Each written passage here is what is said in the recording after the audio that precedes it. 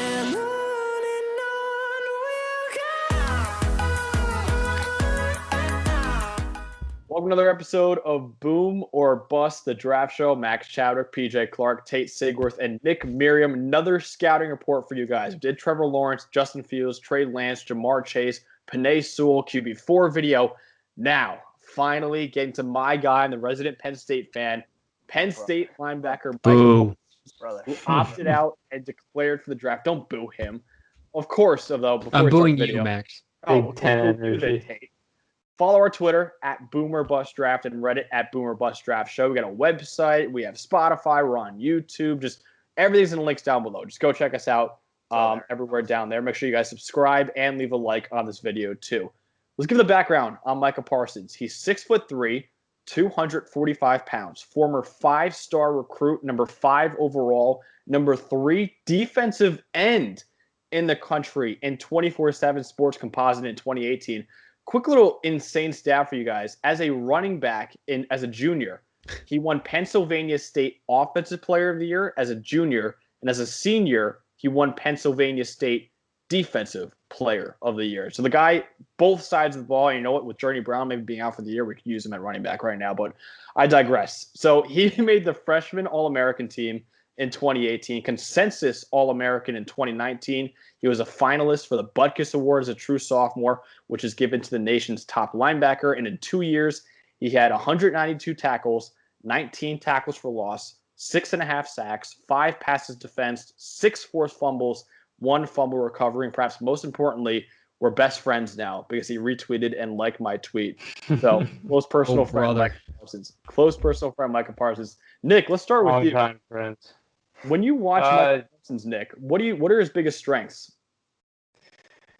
I mean, in terms of just vision, feel, angles, acceleration, athleticism, he just looks like he's just exploding all over the field and just creating havoc wherever he's going. He's Micah Parsons, the arson, the Grand Larson, taking the ball from you, creating fire in the backfield. It's funny that you said he played edge. Fired. This boy spit. Wasn't expecting a cipher in today's episode.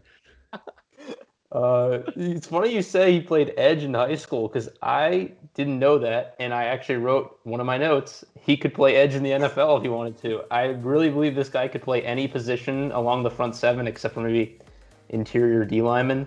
He is the 1980 style linebacker where he's just all over that front, all over the box, disrupting run plays, shooting gaps, forcing turnovers, getting hands up, very happy with his hands up in front of passing lanes, knocking the ball down. It's just a super athlete, super big, and unbelievable quickness for his size. Fits into any defense that needs that type of playmaker in the backfield.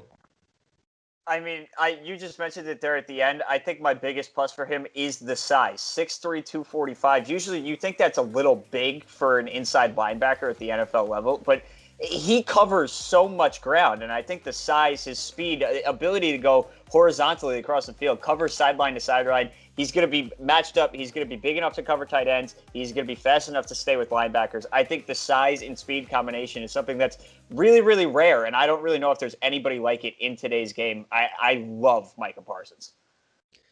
Yeah, I mean, not much to add here. He's explosively fast, like PJ said. His instincts, his range, his football knowledge is off the charts. And also he's huge in pass coverage, which in the modern NFL, you need your linebackers to be able to drop back every once in a while. So that's a huge box that he checks. And also edge rushing. You guys also talked about it. I mean, he's unbelievable in stopping the run, and he's also contribute in huge in the pass. So he plus, extremely talented football player. Yeah, so as the resident Penn State fan, I've been watching them for a long time. I think the 2 best players I've ever seen play at Penn State were Saquon Barkley and Micah Parsons. Micah Parsons to me is a Saquon Barkley on Trace defense. McSorley basically. And internet phenomenon. Even with the song, he doesn't crack it for me. Did he not throw it on a dime? He does throw it on a dime, but he is the best quarterback I've ever seen at Penn State. Look, Micah, though, fantastic run defender. One of the best I've ever seen at linebacker. You could see, you guys mentioned it, you could see how he was recruited as an edge rusher in the way he takes on blocks as well. He gets off blocks really, really well. Great run defender in terms of getting to the running back And also, he's a supreme tackler as well. He gets the running back down really quickly. Not going to see a lot of missed tackles. All around, outstanding football player. Really good pass rusher, too. Again, you can see his background as a defensive end. Also, PJ and Tate and Nick, you guys all mentioned it. He's explosive. Reportedly ran a 40 in 4.43. Yeah, at 6'3", 245. That is ridiculous. Montez Sweat measurable. Exactly. The instincts you guys mentioned are absurd. Never takes a wrong angle. If you want to see Micah Parsons, you're like, wow, these guys are really hyping him up. Watch his Cotton Bowl against Memphis. He had 14 tackles, 3 tackles for loss, 2 forced fumbles, 2 pass breakups, a quarterback hit, a forced interception that was returned for a touchdown. One of the most dominant performances I ever saw from a defensive player last year. He was all over the field making highlight plays everywhere. Tate, let's start with you on this one. What are the weaknesses, would you say, that you see on tape with Micah Parsons? Wow, starting with me. Just like the Sewell video, I'm going to be very upfront about this. This is all nitpick. Everything you're going to hear from us right now is just nitpicking little stuff that like really doesn't matter that much because he's going to be really talented anyways. My one con I'm going to talk about is versus a speed slot guy. I know we talked about his 40 time, but you know, maybe in the NFL with some really quick slot guy, he cannot hang. But again, extremely nitpick. I'm not going to get flamed for Twitter on this. Okay, just very nitpick, very minuscule versus speed slot guys. I have a small question. Yeah, I kind of feel bad. This is back-to-back videos now where none of us are really going to have like a glaring negative. There's nothing to take away from Penn Sewell, and there's nothing to take away from Micah Parsons. My one thing, and again, it sounds dumb. I didn't think Penn Sewell was mean enough. Micah Parsons maybe just a little too aggressive at times, but he's good enough to get back into position if he overcommits.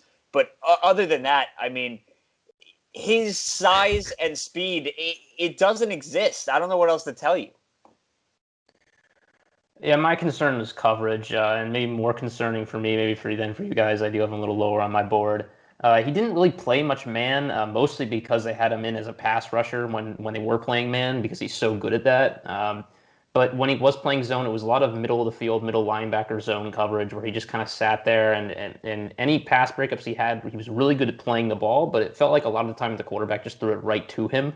I'd like to see him kind of be moving more in coverage, and I just feel like there wasn't a lot of tape with that yet, so maybe that's a question mark more than like an actual negative, but that was the one thing that came up for me. I had a couple things. One of them was he got his Twitter hacked. I don't know if you guys saw that, and he didn't have a Twitter for a long time. Huge negative. That's a huge negative. But that's really it. Like, there's not a lot to dislike. I do agree with Nick, though. One thing I'll say is that like coverage is king for today's linebackers. He's good in coverage, but he's not elite like he is in run defending and tackling and pass rushing too. He's never had an interception in his career. He only had 5 career pass breakups. A lot of them like kind of just came right at him too, and he just dropped all of them. He has the instincts though and the athleticism to thrive in coverage, but like Nick said, it's a question mark right now. I'm not saying can't be good, but it's a question mark. There's no reason. He's so good at everything else. There's absolutely no reason for any of us to expect Micah Parsons to be all of a sudden like awful in coverage. There's absolutely no rationale for that. He's been decent, and he's been good in it. Like Dylan Moses, I think, has struggled in coverage. I was just about to go into that. It's like, okay, so Dylan Moses is a good football player until like you put him in coverage. It's like, what happens now? Micah's like good. It's just not elite like you see everything else. It's not his strong suit. Yeah. So PJ, let's finish it off with you. Ultimately, where does Micah Parsons fit in your board? Is he a generational talent? The last one I promise will do of this guy. Generational talent. And then do you have a player comp for Micah Parsons as well? I'm going to start up front. I really don't have a player comp because I don't know somebody as big and as fast as him. Yeah, I hate to pull a Tate here, but I don't really have a player comp. For me, he's number 3 on my board. I think I'm the high man at 3, but I really do think he is, just like Sewell, an almost absolutely flawless prospect. I get, maybe you don't want to take a middle linebacker in the top 5. I'm totally okay with it for Micah Parsons. Best since Kuechly. Mike Renner said that. I'm going to agree. He is, universe is better. We had 3 middle linebackers go in the first round last year: Patrick Queen, Kenneth Murray, and Jordan Brooks. Those guys literally are not even playing the same game as Mike Parsons. Mm-hmm. Yeah, I mean, PJ is 100% right there. I'm also pulling a Tate Sigworth. Funny. I don't have an exact comp, but I'll tell you his ceiling is on the level of Luke Kuechly, and on the low end, we're talking like KJ Wright, like very good football player, can contribute, KJ Wright, who's like reliable. Good. Yeah, Who's really good. Yeah. Like, yeah. That's the low end in my opinion. You're gonna get with Micah Parsons a very good football player who's gonna contribute on day one and will contribute to your football team for a very long time. He's number 4 on my personal big board. So you know, maybe he doesn't go in the top 5, but he's certainly going in the top 10. Yeah, so I try to come up with comps for all these guys. I'll try never to say that I don't have one. So here's my kind of iffy comp: Jamal Adams with a super mushroom, because I think that's what he's going to be at the NFL. I mean, I don't hate that. I like that. Hate that. Yeah, that's a good comp. He's going to be the guy that's chasing quarterbacks down from the sidelines. He's going to be running all over the field, but I just don't think he's going to be, you know, the lockdown a tight end type that you expect from some of these linebackers and strong safeties today. But other than that, he's going to be doing a lot of he's not the same player measurables wise, but I think in terms of what defense is asking to do, he'll basically be Jamal Adams. Nick, where do you have him on your big board? All right. I got him 6th, and that's a linebacker positional value thing for me. In terms of generational, I mean, honestly, I don't really remember Devin White too well 2 years ago as a prospect for me to like feel to compare. I haven't been doing this for that long, but you know, I mean, he's very, very good. He's one of the better linebacker prospects we've had in a while. I don't like people calling people that, so I won't say for certain he's generational, but he's definitely one of the better prospects we've had at linebacker in a while. Fair enough. So he's my number 4 overall prospect too, behind Lawrence, Fields, and Sewell. PJ, like you said, Mike Renner said that he's the best. He's a generational talent. I kind of agree with that, even though I think he is best since Kuechly, who I believe was 2012, I want to say. So I think that's actually his comparison. I think Kuechly was way better in coverage than Micah, but in terms of instincts and run defending and tackling, I think they're really similar football players. And I think Micah could be really good in coverage down the road and be as good of a linebacker as Luke Kuechly was, who is one of the best linebackers I've ever seen in my life, in my 21 years here. But look, it sucks that we won't see him play this year. He's got 2 outstanding years to warrant a top 5 pick. Obviously, as a Penn State fan, I'm really disappointed I won't be able to see him.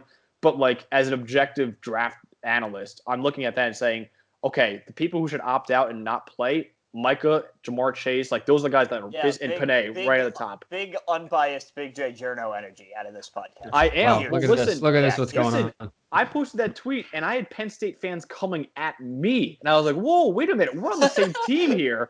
And they're like, "Whoa, you think Pat Fryerman was not better than Kyle Pitts? You're out of your mind." I'm like, "I love Pat, dude." I'm like, we've been through a lot of hardships together as Penn State fans, and you guys are turning on me right now. I was very, very hurt. But that's all we got on Micah Parsons, who is a outstanding linebacker prospect from the Penn State University. Of course, like our video, subscribe to our channel on both YouTube and Reddit.